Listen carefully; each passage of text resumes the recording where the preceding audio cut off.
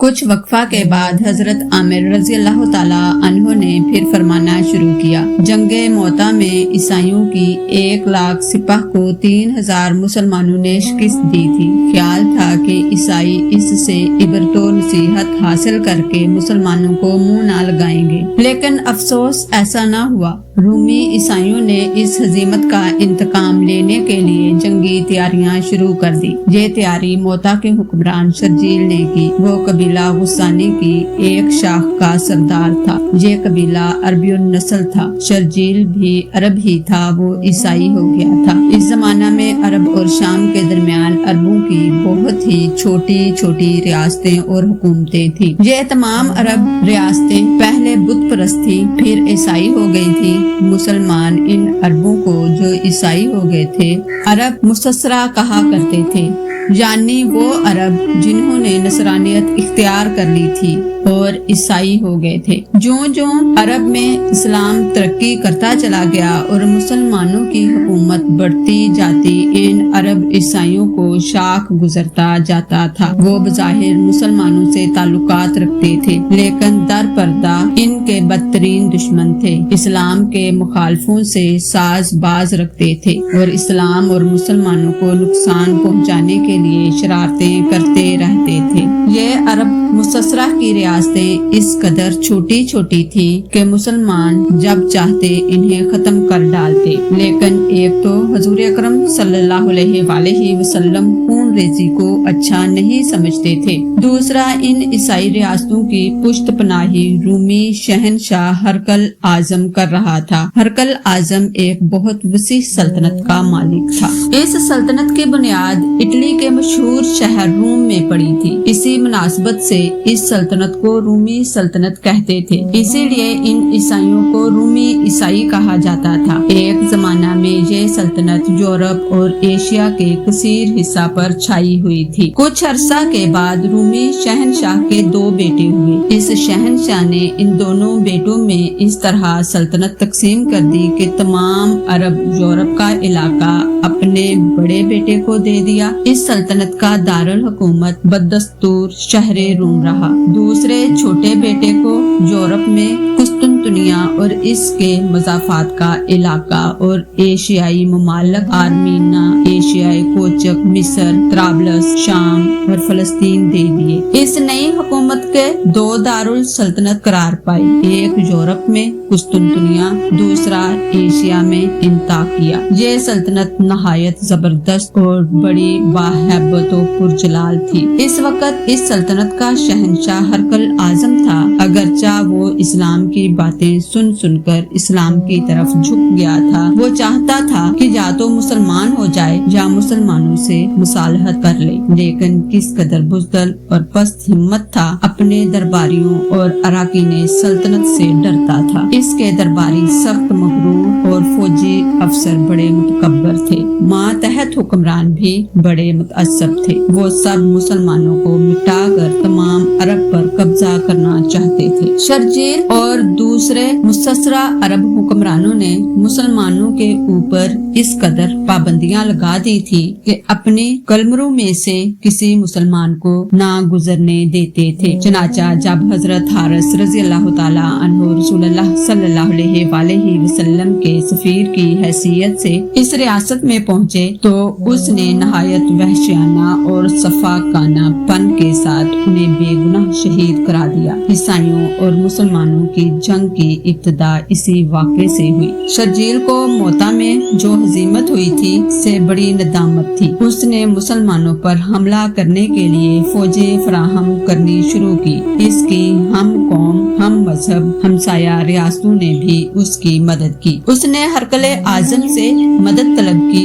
ہرقل اعظم نے 40,000 فوجی گراں جنگی ساز و سامان کے اپنے مشہور سپہ سالار قباد کو دے کر شرجیل کی مدد کے لیے بھیجا۔ حضور اکرم صلی اللہ علیہ وآلہ وسلم کو عیسائیوں کی ان جنگی تیاریوں کا حال معلوم تھا۔ جاسوسوں نے یہ بھی بتایا کہ خود قیصر بھی عظیم الشان فوج لے کر شرجیل کی مدد کے لیے آ رہا ہے۔ عیسائیوں کا ارادہ عرب پر حملہ کرنے کا تھا۔ اس سال عرب میں سخت قحط پڑا تھا، کوئی چیز بھی پیدا نہ ہوئی تھی۔ عربوں کی زندگی کا دار و مدار کھجوروں پر تھا۔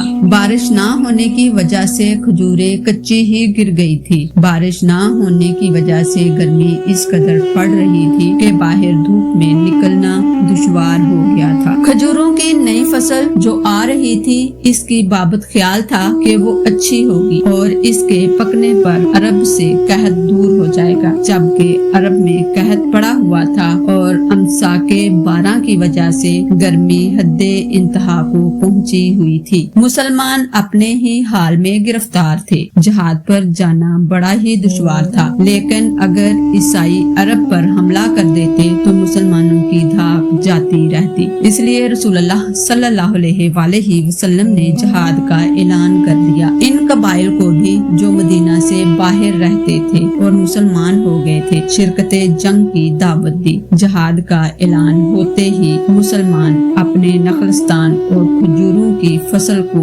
چھوڑ چھاڑ کر چوک در چوک آنے لگے۔ ہر طبقہ کے لوگ آ رہے تھے، عمرہ بھی، متوسط درجہ کے لوگ اور غربا بھی۔ ان میں سے جو امیر لوگ تھے ان کے پاس گھوڑے، ڈھالے اور ہتھیار تھے۔ اوسط درجہ والوں کے پاس بھی گھوڑے اور ہتھیار تھے مگر ڈھالے نہ تھی۔ غریبوں کے پاس نہ تو گھوڑے تھے نہ ہتھیار، کچھ بھی نہ تھا۔ رسول اللہ صلی اللہ علیہ وآلہ وسلم نے چندہ کا اعلان کر دیا۔ یہ پہلا موقع تھا کہ جنگ کے لیے چندہ اکٹھا کیا گیا۔ اس چندہ مہم میں ہر شخص نے حسب حیثیت حصہ لیا۔ حضرت عثمان غنی رضی اللہ تعالیٰ عنہ جو اپنا مال تجارت کے لیے ملک شام میں بھیج رہے تھے، انہوں نے وہ تمام مال چندہ میں دے دیا۔ اس میں 900 اونٹ، 100 گھوڑے تھے اور باقی جو سامان تھا وہ 1000 دینار طلائی میں فروخت ہوا۔ حضرت ابو بکر صدیق رضی اللہ تعالیٰ عنہ چندہ میں ہمیشہ حضرت عمر فاروق رضی اللہ تعالیٰ عنہ سے سبقت لے جایا کرتے تھے۔ اس موقع پر حضرت عمر فاروق رضی اللہ تعالیٰ عنہ نے حضرت ابو بکر صدیق رضی اللہ تعالیٰ عنہ سے بڑھنے کے خیال سے تمام مال و اسباب کے 2 حصے کیے۔ ایک حصہ اہل و عیال کے لیے رکھ لیا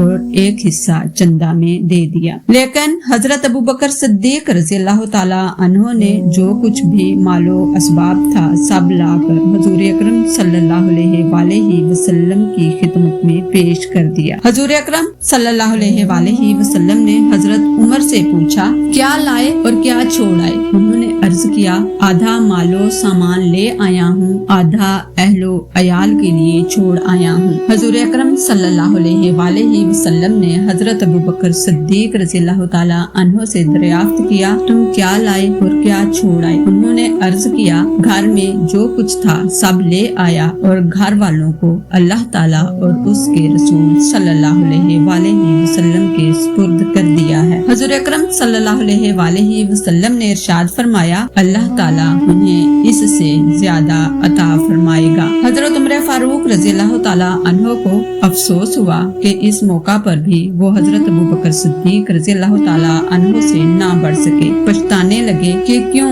وہ بھی سارا مال نہ لے آئے، اگرچہ اس موقع پر مقتدر صحابہ رضی اللہ تعالیٰ عنہ نے بڑی بڑی رقمیں چندہ میں دی، لیکن پھر بھی تمام مجاہدین کے لیے سواریاں اور ہتھیار مہیا نہ ہو سکے۔ حضور اکرم صلی اللہ علیہ وآلہ وسلم نے ارشاد فرمایا، مجاہدین اپنے جوتے درست کر لیں، پاؤں میں جوتا ہونے سے سپاہی بڑی حفاظت میں رہتا ہے۔ مدینہ میں جو یہودی اور منافقین تھے وہ عیسائیوں سے سازش کیے ہوئے تھے۔ وہ یہ چاہتے تھے کہ مسلمان عیسائیوں پر چڑھ نہ جائیں بلکہ عیسائی مدینہ پر چڑھ آئیں۔ چنانچہ جب انہوں نے مسلمانوں کو جنگی تیاریوں میں مصروف دیکھا تو حوصلہ شکن باتیں کہنا شروع کی۔ کہنے لگے، سخت قحط پڑا ہوا ہے، امسال فصل اچھی ہے، اگر ہم سب جنگ پر چلے گئے تو وقت پر فصل نہ کاٹی جا سکے گی، اس سے سخت نقصان ہوگا، پھر قحط پڑ جائے گا، پھر گرمی اس شدت کی ہے کہ گھر سے باہر نکلنا ہی دشوار ہے، سفر کیسے کیا جا سکے گا، اور تعجب نہیں کہ شدت گرمی سے لوگ مرنے لگے۔ اس کے علاوہ سنا ہے ہر ہرقل اعظم نے بے شمار فوجیں جمع کی ہیں، ان کا مقابلہ دشوار ہے۔ اچھا یہی ہے کہ مدینہ میں رہ کر عیسائیوں کے آنے کا انتظار کریں۔ عیسائی یا تو عرب کی گرمی کی تاب نہ لا کر حملہ ہی نہ کریں گے یا ان کے سپاہی جھلس کر مر جائیں گے۔ غرض طرح طرح کی باتیں کر کے مسلمانوں کی ہمت پست کرنے لگے، لیکن مسلمانوں پر ان باتوں کا مطلق بھی اثر نہ ہوا اور وہ برابر تیاری کرتے رہے۔ مدینہ کے باہر مسلمان اس بھاری تعداد میں آئے کہ یہودی اور منافقین دیکھ کر دنگ رہ گئے، لیکن ان آنے والوں میں زیادہ تعداد ناداروں اور مفلسوں کی تھی۔ ان میں سے ہزاروں ایسے رہ گئے جن کے لیے سواری تو کیا جوتے اور ہتھیار تک مہیا نہ ہو سکے۔ حضور اکرم صلی اللہ علیہ وآلہ وسلم نے انہیں گھر جانے کی اجازت دے دی تو وہ رو پڑے۔ انہوں نے حسرت سے کہا، وائے قسمت، ہم جہاد کے ثواب سے محروم رہ گئے۔ اور ان لوگوں پر کوئی اعتراض نہیں۔ ان لوگوں کی شان میں سورہ توبہ کی یہ آیت نازل ہوئی۔ ترجمہ: اور ان لوگوں پر کوئی اعتراض نہیں ہے جو تمہارے پاس سواری مانگنے آئے اور تم نے عذر کر دیا کہ میرے پاس سواری نہیں ہے۔ وہ واپس گئے اور ان کی آنکھوں سے آنسو جاری تھے، کہتے تھے، افسوس ہمارے پاس خرچ کرنے کو کچھ نہیں ہے۔ اس طرح یہ لوگ واپس چلے گئے۔ حضرت عامر رضی اللہ تعالی عنہ اس قدر بیان کر کے رک گئے۔